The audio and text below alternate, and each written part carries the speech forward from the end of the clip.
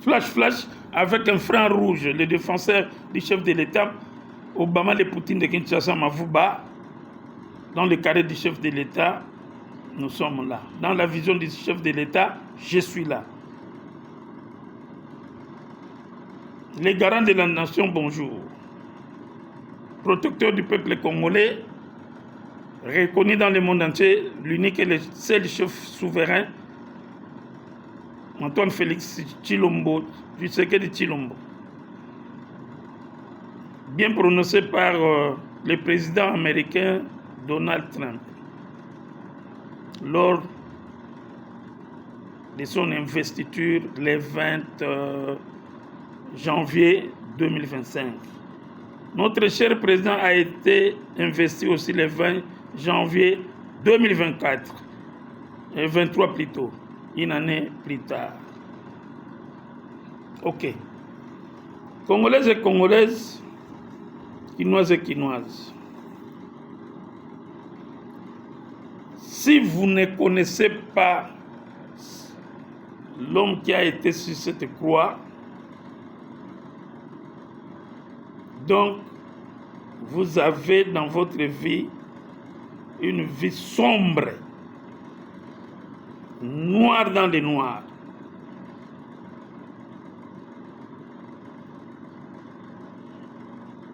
Le petit Paul Kagame, aujourd'hui, excusez-moi, je m'adresse à vos collaborateurs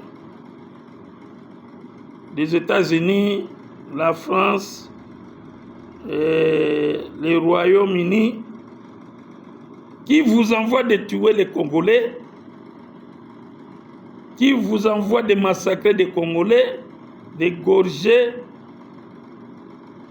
sanguinaires que vous êtes, et tu as bien formé ton petit frère Kanambe Hippolyte, alias Kabila Joseph, pour tuer les Congolais. C'est ce qu'il a fait pendant les 18 ans, voire même plus. Et il veut continuer encore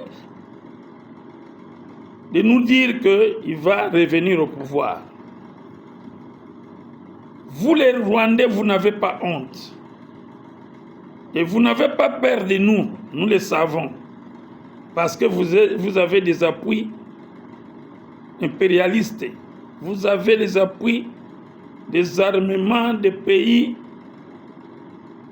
qui sont en association avec vous autres pour nous combattre. Mais je me demande, ces présidents de ces pays-là, est-ce qu'ils ont la tête d'abord? Parce qu'ils ne voient pas que la RDC, c'est un pays souverain. Mais ils viennent en association avec vous pour nous combattre. On voit des Français, on voit des Éthiopiens, on voit toutes sortes de gens. Mais posez-lui la question. Pourquoi vous nous envoyez en RDC tuer les Congolais et voler leurs minéraux? Je me demande, vos présidents à vous, ne peuvent-ils pas penser à tout cela, raisonner, s'ils sont intelligents?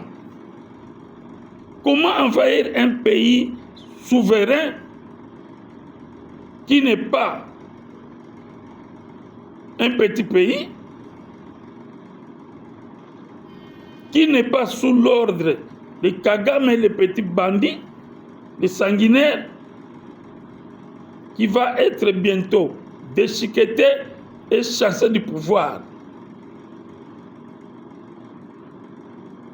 Posez-lui la question. Vous venez parce que vous êtes des militaires, vous venez parce que votre président vous donne des ordres, allez-y combattre, voler les minéraux des Congolais. Vous avez le sang des Congolais.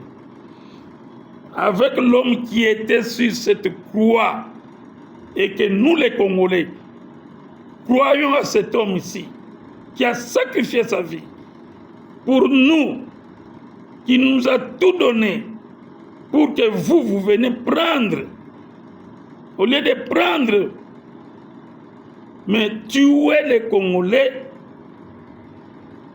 violer, égorger M. Paul de Sanguinaire, M. Hippolyte, le vendeur de la RDC. Cette guerre, on va la gagner, qu'il pleuve, qu'il neige. Alors, peuple congolais, mettons-nous ensemble, soutenons notre chef de l'État, soyons derrière lui, et la guerre va se terminer très bientôt. Peuple congolais, je reviens maintenant à Hippolyte Kabange. Hippolyte Joseph, c'est Hippolyte Kanambe. Et toi, demoiselle communicateur de chef de Kanambe, Néné, si c'est Néné Nkourou, si c'est qui là, hein? L'enfant du général Nzimbi que je te connaissais quand tu étais encore petite gosse là, parce que je venais chez ton père au camp Tchatch là. Toi, vraiment, tu es une flatteuse. D'abord, une flatteuse de haut niveau. Tu es en train de flatter l'argent de Kabila, on le sait. Laisse-nous distraire, laissez-nous tranquilles. Tu es en train de distraire le peuple congolais. Mais aujourd'hui, je te dis que, et je te confirme, si Hippolyte met ses pieds en RDC ici, qu'il pleuve, qu'il neige, on va l'arrêter. On va l'arrêter. C'est nous, le peuple, qui décident. Et on dit au chef de l'État, arrêtez-nous ces messieurs qui a vendu le pays, qui a tué, il y a plusieurs fosses sceptiques et fosses communes. Hein? On peut même les appeler fosses sceptiques parce qu'ils s'en foutaient de nous. Ils ne nous considéraient pas. Ils nous prenaient comme des bêtes sauvages qu'ils tuaient à tout moment. Laisse-nous le temps de s'occuper de la guerre. Chef de l'État, en tant que votre défenseur, chef de l'État, je suis dans la vérité pour vous dire ceci. Je suis content parce que vous avez réuni et vous voulez réunir les deux chambres du Parlement pour déclarer la guerre. J'ai toujours dit que le petit Paul là doit être chassé. Mais le petit Paul, mais je t'avais dit, hein, vous les impérialistes et les Français surtout, j'avais dit qu'on n'a pas encore commencé la guerre avec les Rwandais. Simplement des petites gifles qu'il est en train d'encaisser. Et alors maintenant, comme notre chef de l'État vient de déclarer, il va réunir les deux chambres en congrès pour déclarer la guerre contre les Rwandais, ça commence bien. Vous les Onisiens, vous avez tué notre général. Moi, je ne pars pas de gauche à droite, mais je vais tout droit au but. Et je vous dis que c'est vous qui avez tué le général qui vient de mourir. Le général qui vient de mourir, Peter, c'est vous qui l'a tué. Ce n'est pas les Congolais, ce n'est pas les Rwandais, les M23 là. N'en parlons même pas de M23, mais c'est l'armée rwandaise. Moi, je ne veux plus parler de M23.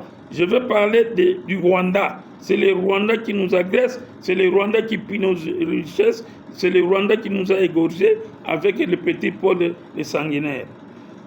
Vous avez tué le général. Vous connaissez déjà le plan. Vous avez déjà le plan de cet assassinat. Chef de l'État, garant de la nation congolaise, commandant suprême des forces armées.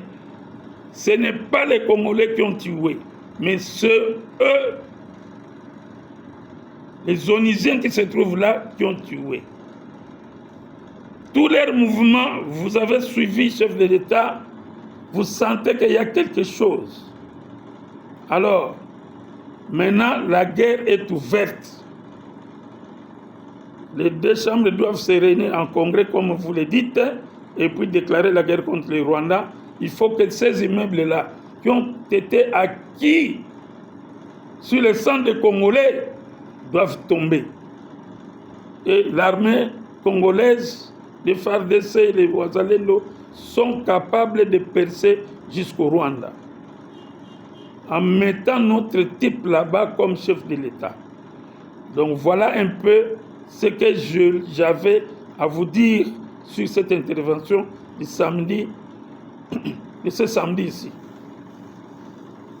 Voilà, chef de l'État, nous sommes Congolais, on n'a pas peur du Rwanda, on n'a pas peur des Français ni des Américains. Kabila venir au pays, il doit être arrêté, interpellé. Kabila là. Toi, on sait que tu n'as pas d'argent, tu es en train de flatter l'argent chez Kabila. Tu es devenu même la deuxième ou troisième femme de Kabila. On connaît cette histoire. Donc, ferme ta bouche, garde ton silence là-bas.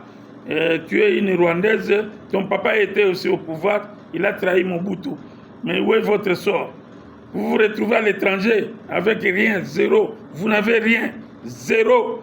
Tu es en train de flatter l'argent de Kabila. Il ne va pas te laisser comme ça, il va te couillonner. Voilà. Alors, distraction, on ne veut pas la distraction avec toi. On n'a pas affaire avec Kabila, mais Kabila a affaire avec la RDC. Il va régler les comptes ici et il va être arrêté. Je te donne déjà notre position. C'est cela. Voilà, la RDC est bénie, la victoire est à nous. Avec la croix ici, la guerre est à nous, on va la gagner. On va chasser Kagame du pouvoir. Il n'aura pas à négocier avec nous. Il va fuir, il va fuir, il va fuir. La guerre est à nous. Merci. Et Dieu bénisse notre chef de l'État, lui garde et vous protège avec les idées, la vision que nous donnons. Nous allons avancer et nous vaincrons. Amen.